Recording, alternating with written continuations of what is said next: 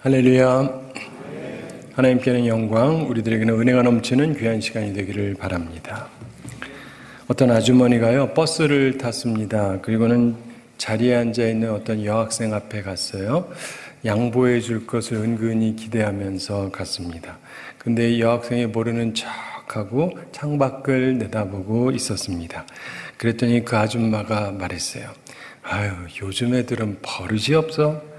나이 많은 어른이 서 있으면 양보해야 되는데 좀처럼 양보를 안 한단 말이야. 그랬더니 그 여학생이 말대꾸를 했습니다.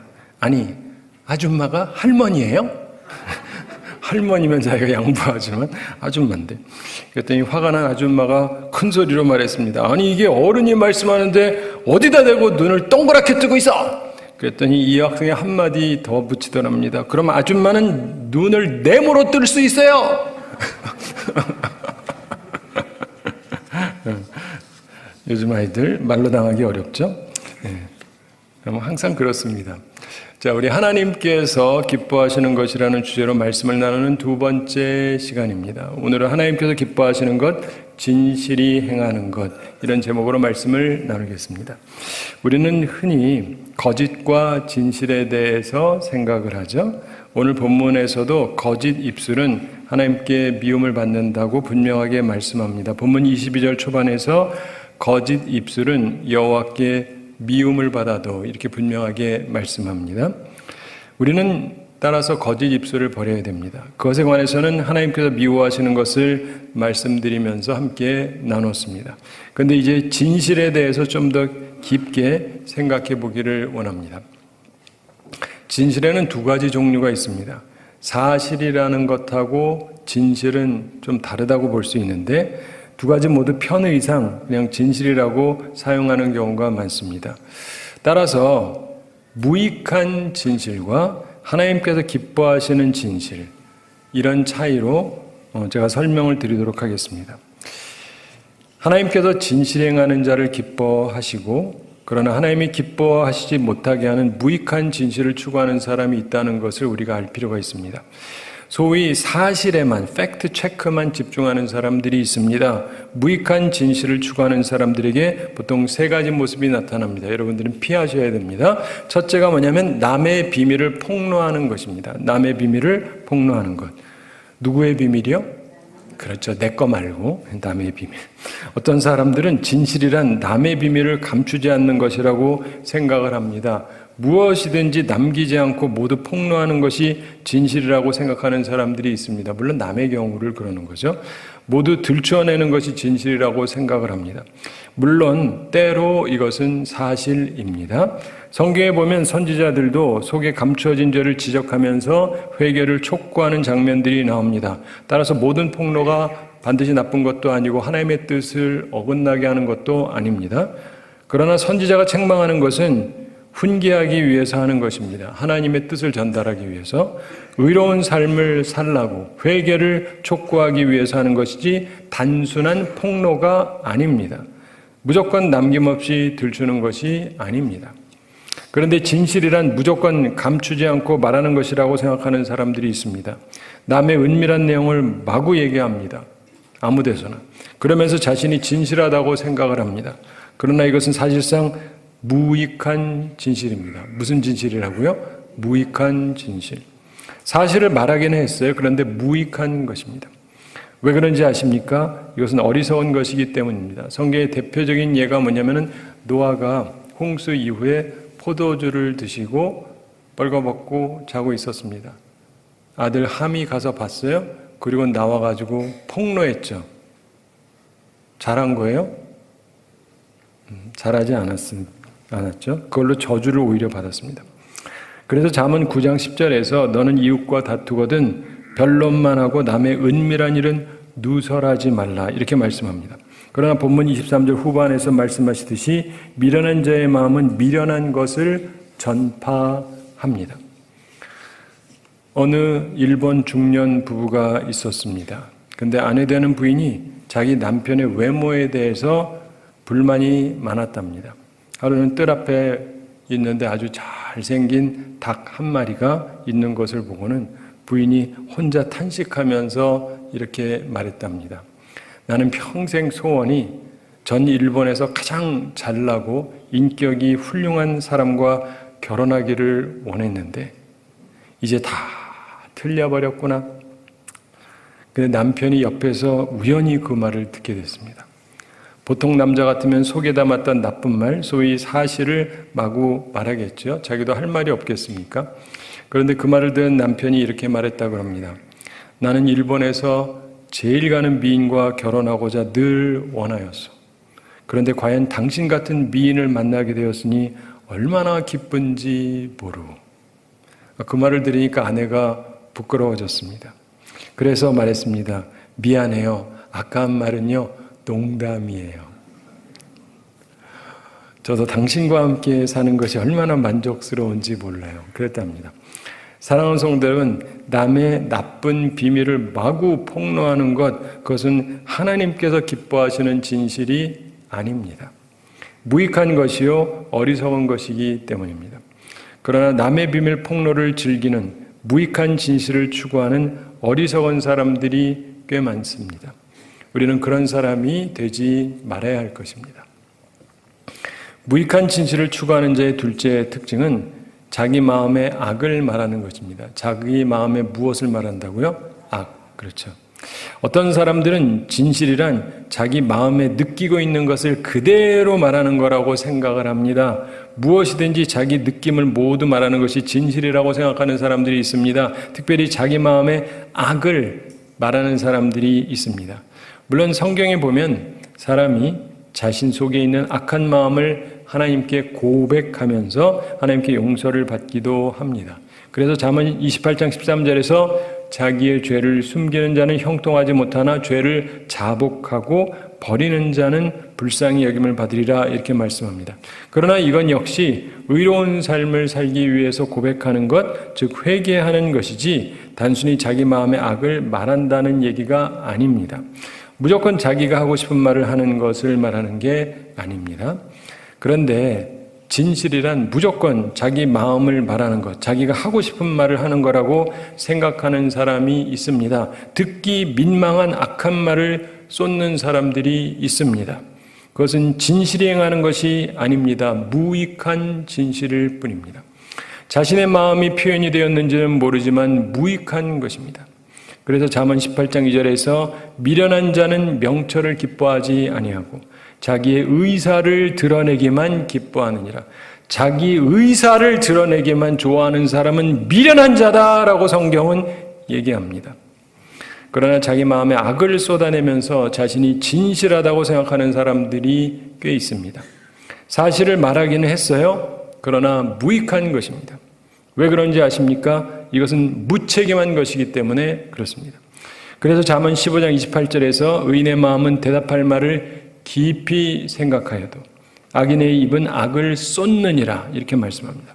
깊게 생각하지 않고 자기 마음의 악을 쏟아내는 것, 이것은 무익한 것입니다. 오래전에 독일 대통령을 지냈던 힌덴부르크라고 하는 대통령이 있었습니다. 100년 전 분이에요. 100년 전에 취임했던 분인데 우리가 잘 모르지만 이분에 대해서 전해 내려오는 일화가 하나 있습니다. 이분은 90세까지 사셨는데 그 얼굴에서 분노를 나타낸 적이 없었다고 그럽니다. 그를 옆에서 섬겼던 비서관까지도 이분이 노기를 띤 얼굴을 본 적이 없었대요. 그래서 어떤 신문 기자가 힌덴부르크 대통령에게 방문해서 그 비결을 한번 물어봤습니다. 그때 힌덴부르크 대통령이 뭐라고 답했는지 아십니까? 그분이 이렇게 답했다고 합니다. 나라고 어찌 화나는 일이 없겠습니까? 화가 안 나서 그런 게 아니에요. 그러면서 단지 화가 날 때면 휘파람을 불어서 분노를 날려버리곤 했습니다. 전 휘파람이 잘 안 돼요. 자, 이해가 되시죠? 네.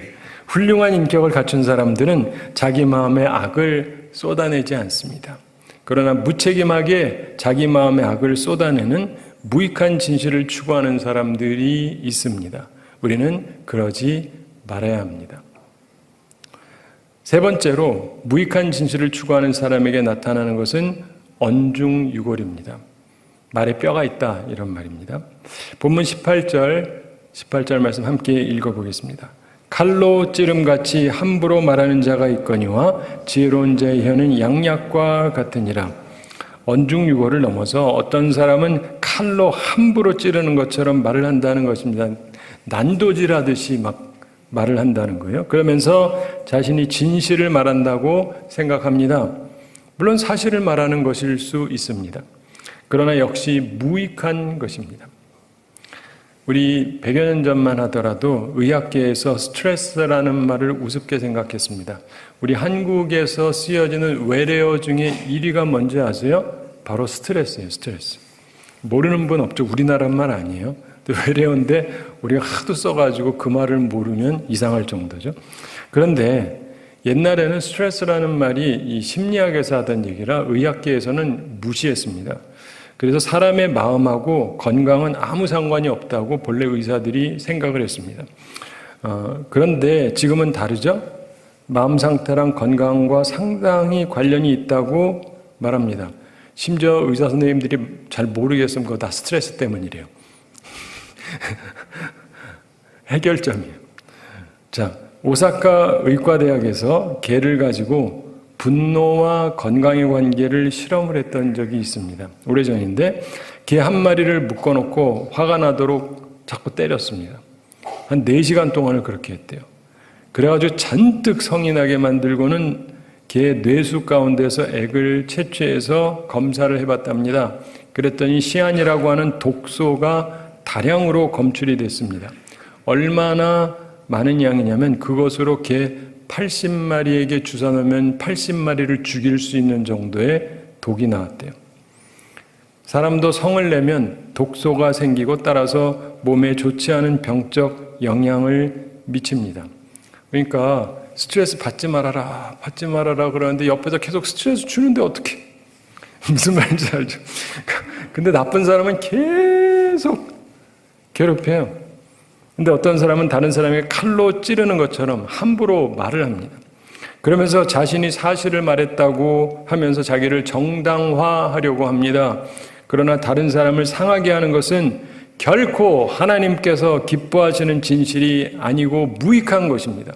물론 선지자도 칼로 찌르듯이 얘기하죠. 하나님의 말씀은 날선검과 같아요. 근데 그걸 통해서 찌르고 쪼개고 해서 수술을 하는 거지 낫게 하려는 것이 그냥 아프게만 하는 게 아니라는 걸 기억하셔야 됩니다. 우리는 무익한 진실을 추구하는 자가 되지 말아야 됩니다. 남의 비밀을 폭로하는 것, 마음의 악을 마구 말하는 것, 그리고 칼로 찌름같이 함부로 말하는 것, 이게 요즘 세상에 얼마나 많습니까? 우리는 이런 것을 멀리하는 주의 사람들이 되기를 바랍니다. 오늘 본문 22절에서 거짓 입술은 여호와께 미움을 받아도 진실하게 행하는 자는 그의 기뻐하심을 받느니라 이렇게 말씀합니다. 진실이 행하는 것을 하나님께서 기뻐하신다고 말씀을 하죠. 자, 여기서 보면은 우리는 무익한 진실을 추구하는 사람이 아니라 하나님을 기쁘시게 하는 진실이 행하는 사람이 되어야 한다는 것을 우리에게 가르쳐주고 있습니다. 자, 그렇다면 진실이 행하는 것은 무엇을 말합니까? 진실이 행하는 자는 3가지 특징을 가지고 있습니다. 우리가 간직해야 될 것입니다. 자, 진실이 행하는 사람의 3가지 특징 중에 그 첫째 특징은 책임감이에요. 책임감을 갖고 있습니다. 무엇을 갖는다고요? 책임감. 진실이 행하는 사람은 책임감이 강한 사람이에요. 본문 22절 말씀 함께 읽어보겠습니다. 거짓 입술은 여호와께 미움을 받아도 진실하게 행하는 자는 그의 기뻐하심을 받느니라. 아멘. 여기서 진실하게 행하는 자는 그의 기뻐하심을 받는다 그랬죠? 근데 여기서 진실이 말하는 자를이라고 말하고 있지 않아요. 그렇죠? 진실을 말하는 입술을 하나님이 기뻐하신다고 말씀하지 않고 여기서 보면은 진실이 행하는 자를 하나님께서 기뻐하신다 이렇게 말씀합니다. 무슨 말입니까? 책임감을 말하는 겁니다. 말만 하고 끝나는 것이 아니라 진실하게 행동해야 한다는 것입니다. 예전에 어떤 분이 그러더라고요. 자기가 결혼하면서 좋은 데 갔대요. 그래서 부인한테 약속을 했답니다. 내가 너무 자주는 아니어도 매년 한 번씩 여기 데려오겠다. 그리고 30년 됐는데 한 번도 안 왔대요. 이런 건 성경이 얘기하는 진실이 아니에요. 말만 하면 뭐해? 행하지를 않는데. 말만 하고 끝나는 게 아니라 진실하게 행동해야 돼요. 책임감 있게 살아가야 됩니다. 여기서 진실함이라고 번역된 말은 성실 혹은 충성이라고 번역할 수 있는 단어입니다. 즉 성실하게 행동하는 사람, 충성된 사람을 하나님께서 기뻐하신다는 것입니다. 세계적인 권투 선수 조지 포먼이라고 하는 분을 기억하시는 분이 있을 겁니다. 오래전 분이죠. 세계 챔피언이었었는데 은퇴하고 링을 떠났습니다. 근데 이분이 45세의 나이에 다시 권투 시합에 나왔어요. 그때는 상대가 안 돼요, 젊은 사람한테. 근데 그때 나와가지고 세계 챔피언이 됐어요. 그래가지고 아주 권투 역사에 남는 기록적인 일을 했던 분인데, 근데 대부분의 사람들은 그냥 그가 권투했다는 것만 알지 왜 다시 권투를 시작했는지는 잘 모릅니다. 그는 젊은 시절에 굉장히 교만하고 성격이 좋지 않았습니다. 그러나 그가 예수님을 영접하고 변화됐어요. 그래서 복음을 전하면서 살게 되었고 자기 돈으로 교회 건축도 했고 또 문제 청소년들을 선도하기 위해서 청소년 회관도 지었습니다. 그런데 복음 사업을 위해서 재정적인 필요가 또 필요했습니다. 그래서 자기에게 있는 재능으로 하나님의 일에 도움이 되기 위해서 권투에 재도전했던 것입니다. 그가 시합만 해도 엄청난 돈을 받을 수 있기 때문에 그랬습니다.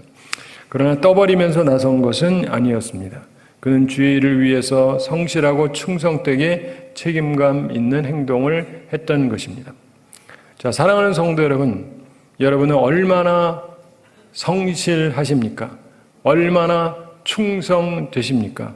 믿고 맡겨도 될 사람입니까? 진실에 행한다는 것은 책임감이 있는 것을 말합니다. 성실함이 있는 것을 말합니다. 충성이 있는 것을 말합니다. 말했으면 행해야죠. 사랑하는 성도 여러분, 하나님의 기뻐하심을 얻기 위해 책임감 있는 자세를 꼭 가지시기 바랍니다. 그래야 하나님이 여러분을 기뻐하시고 여러분에게 복을 주시는 것입니다. 진실에 행하는 자의 둘째 특징은 지혜입니다. 뭐라고요?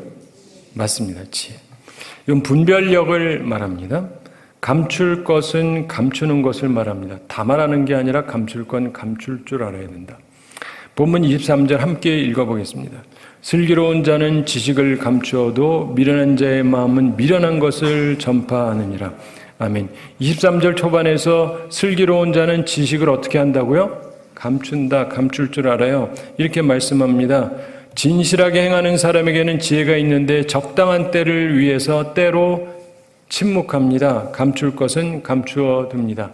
저희가 어렸을 때 유명하던 유머 중에 이런 게 있었습니다. 어떤 사람이 자기네 나라 왕이 지나가는데 왕을 보고 우리 왕은 바보다! 그래가지고 걸렸어요.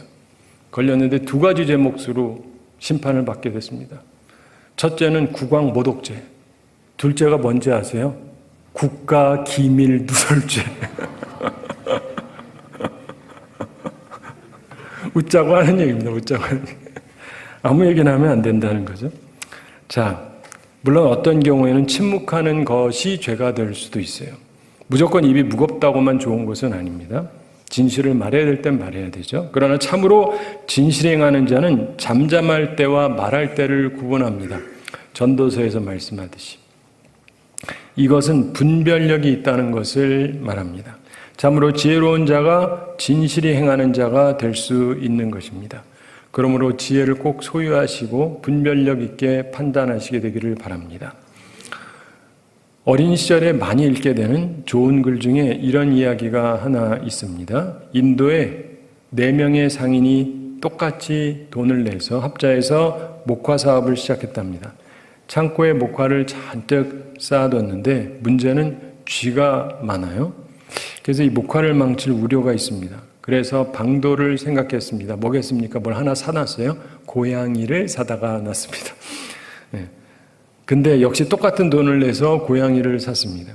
그리고는 다리 하나씩을 맞기로 했습니다. 근데 어느 날 고양이가 앞발 왼쪽 다리를 다쳤어요. 그 다리의 소유자인 상인이 붕대를 감아줬습니다. 그런데 고양이가 난로에 가까이 가다가 붕대에 불이 붙어버렸어요. 그러니까 그러니까 몸이 뜨거워지니까 미친 듯이 목화 더미로 뛰어들어가서 뒹굴었습니다. 그리고 결국 목화가 다 타고 말았습니다. 다른 세 상인이 화가 났습니다. 그래가지고 고양이의 상한 다리의 임자인 그 상인을 상대로 고소했습니다. 당신 때문이다. 책임져라. 모든 책임은 이 상한 다리 임자가 물어야 된다. 이런 논리였어요. 사랑하는 성도 여러분, 어떻게 생각하십니까? 과연 그런가? 좀 너무하긴 했죠. 상황 설명을 듣고 재판장이 지혜로운 판결을 내렸다. 이 얘기의 핵심이에요. 재판장이 이렇게 말했습니다. 만일에 이 고양이가 다리에 불이 붙었을 때 그 자리에 가만히 있었으면 아무 일도 없었을 것이다. 맞죠? 네. 그런데 문제는 고양이가 성한 세 다리를 끌고 목화가 있는 쪽으로 움직였기 때문이다. 말 되죠? 결국 고양이를 움직이게 한 것은 다친 다리가 아니라 성한 새 다리였다. 따라서 책임은 오직 성한 다리의 주인인 저 세 사람에게 있다. 물론 얘기거리지만 참 재밌죠? 네. 진실이 행하는 사람은 지혜롭습니다. 지혜로운 사람이 진실이 행할 수 있는 것입니다. 사랑하는 성도 여러분, 분별력을 위해서 주님께 기도하시기 바랍니다. 주님, 제게 분별력을 주옵소서. 이것은 우리가 주님께 구해야 될 중요한 것입니다.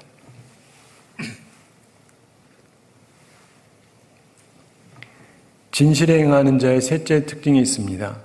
그것은 유익입니다. 뭐라고요? 유익. 그렇습니다. 17절 함께 읽어보겠습니다. 진리를 말하는 자는 의를 나타내어도 거짓 증인은 속이는 말을 하느니라. 자, 진리를 말하는 자는 의를 나타냅니다. 18절도 함께 읽어보겠습니다. 칼로 찌름같이 함부로 말하는 자가 있거니와 지혜로운 자의 혀는 양약과 같으니라. 자, 여기서 보면 지혜로운 자의 혀는 양약과 같다 이렇게 말씀을 하죠. 무슨 말입니까? 유익함이 있다는 거예요.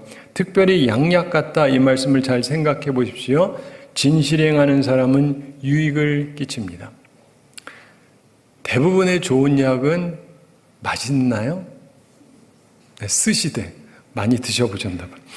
그런데 몸에는 유익하죠. 네. 아브라함의 부르심의 이유가 무엇입니까? 창세기 12장 2절 후반에서 너는 복이 될지라 이렇게 말씀했습니다. 그러면서 3절 후반에서 땅의 모든 족속이 너로 말미암아 복을 얻을 것이라 이렇게 말씀했습니다. 무슨 말입니까? 유익한 사람, 유익이 되는 사람이 되는 것, 이것을 말씀하고 있습니다. 그리스도인으로서의 부르심은 무엇입니까? 우리는 복음, 좋은 소식을 전하는 자들이라고 말씀합니다. 무슨 말입니까? 유익이 되어야 한다 이런 말씀입니다. 복음을 받아서 나도 유익함을 얻고 복음을 전해서 나도 남에게 유익을 끼쳐야 돼요. 아멘을 아무도 안 하시지만 그러셔야 됩니다. 네. 굉장히 작지만 복음을 믿으시고 유익을 얻으시고 여러분도 복음을 전해서 유익을 끼치는 사람들이 되시기 바랍니다. 네. 제가 사실은 아멘이라는 말을 들으려기보다는 기억을 정확히 하게 하시려고 반복을 하는 겁니다. 자, 진실이 행하는 자는 유익이 되는 삶을 삽니다. 그래서 이런 사람이 결혼하면 상대방에게 유익이 돼요. 이런 사람이 사회에 들어가면 사회에 유익이 됩니다. 이런 사람이 교회에 들어오면 교회에 유익이 되는 거예요. 진실이 행한다는 것은 복이 되는 것입니다. 유익을 끼치는 것을 말합니다. 우리 모두 꼭 그런 사람들이 되기를 바랍니다. 진화론을 폈던 다윈, 이 사람의 제자 중에 토마스 헨리 헉슬리라고 하는 사람이 있었습니다. 이 사람이 기독교를 공공연하게 비난하는 강의를 하고는 다음날 다른 도시에 가는 기차를 타기 위해서 호텔을 나와서 마차를 탔습니다. 옛날 얘기니까. 그리고는 말했습니다. 서두르시오. 지금 난 늦었어. 빨리 달리시오. 그랬습니다. 그리고는 피곤해서 눈을 감았습니다. 그랬더니 마부가 힘껏 마차를 몰았습니다. 아주 맹렬한 속도로 달렸습니다. 좀 시간이 지나고 나서 이 헉슬리가 창밖을 보니까 마차가 목적지하고 전혀 다른 방향으로 달리고 있습니다. 헉슬리가 깜짝 놀라서 마부에게 소리쳐 물었습니다. 이보시오, 당신 지금 어디로 가고 있는지 아시오? 그랬더니 마부가 계속 달리면서 심각하게 답했습니다. 아니요, 모릅니다. 선생님, 그러나 말씀하신 대로 빨리 달리고 있습니다. 이 사람이 빨리 달리라고 그랬지 어디 가란 말은 안 했거든요. 자, 세상에 뭐 빨리 달리기만 하다고 유익합니까? 무익한 것이죠. 진실이 행한다는 것은 복이 되는 것입니다. 유익이 되는 것입니다. 사랑하는 성도 여러분, 하나님과 다른 사람에게 유익한 사람이 되시기 바랍니다. 하나님께서는 우리를 유익하게 하시는 분이세요. 그것도 믿으시고, 그래서 유익함을 얻으시고 또 유익을 전달하시기 바랍니다. 우리는 하나님께서 기뻐하시는 사람이 되기 위해서 진실이 행하는 사람이 되어야 합니다. 하나님께서 갖추신 요소고 우리도 갖춰야 되는 세 가지 요소. 첫째, 책임감이 있어야 됩니다. 하나님은 말만 하시는 분이 아니라 책임을 주시는 분이죠. 우리도 그래야 됩니다. 성실하고 충성된 사람이 되어야 됩니다. 둘째로, 지혜가 있어야 돼요. 하나님은 지혜로우신 분이죠. 그래서 분별력을 가지고 감출 것은 감추십니다. 우리도 지혜를 가져야 됩니다. 감출 것은 감춰야 되는 것입니다. 그리고 셋째로, 유익을 끼치는 사람이 되어야 합니다.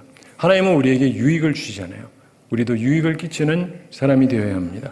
바라기는 우리 모두 하나님께서 기뻐하시는 진실이 행하는 사람들이 다 되기를 바랍니다.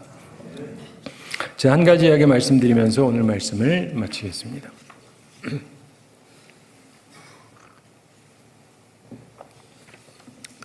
어류, 물고기에 관한 재미있는 실험에 관한 이야기입니다. 큰 물고기가 작은 물고기를 잡아먹지 않도록 하는 방법을 연구한 내용입니다.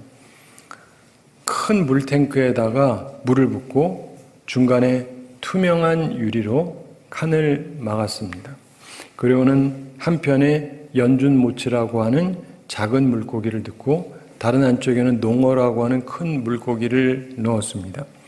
그랬더니 농어가 연준모치를 보고 잡아먹으려고 덤벼듭니다. 보통 그렇거든요. 큰 물고기가 작은 물고기 다 잡아먹습니다. 그런데 잡아먹을 수 있어요? 네, 못 먹죠. 칸막이가 있으니까. 그래서 칸막이에 주둥이만 부딪히고 먹을 수가 없어요. 그러나 농어도 쉽게 포기하지 않습니다. 여러분, 새만 머리가 나쁜 게 아니라 물고기도 별로 머리가 좋지가 않아요. 쉽게 포기하지 않습니다. 계속 덤벼들어요. 하루 이틀 사흘 며칠 동안을 유리에 부딪히면서도 자주 이 연준모치에게 덤벼들려고 합니다. 그러나 계속 실패를 거듭하니까 행동이 달라집니다. 자주 덤비지 않고 이따금 덤벼들어요. 내가 너무 자주 덤벼서 그러나? 모르는 척 하고 있다가 확 덤벼들고 그런다고 통하나요? 이게 안 되지. 네. 소용이 없기는 매한가지입니다. 결국 이런 시간을 지나고 나면 나중에는 아예 단념을 합니다. 더 이상 덤벼들지를 않아요. 어떠한 경우에도. 이제 행동이 조정되었다 이렇게 생각을 하고 칸막이를 없앱니다. 그랬더니 농어하고 연준모치가 함께 헤엄치고 돌아다니게 되었습니다. 이제 농어가 자유롭게 이 작은 물고기를 실컷 잡아먹을 수 있습니다. 그런데 이상하게도 농어가 연준모치에게 덤벼들지를 않는 거예요. 결국 두 물고기가 함께 공존할 수 있게 되었습니다. 농어 입장에도 그렇고 작은 물고기 입장에도 생각해 보세요. 처음에 얼마나 겁이 나겠어요.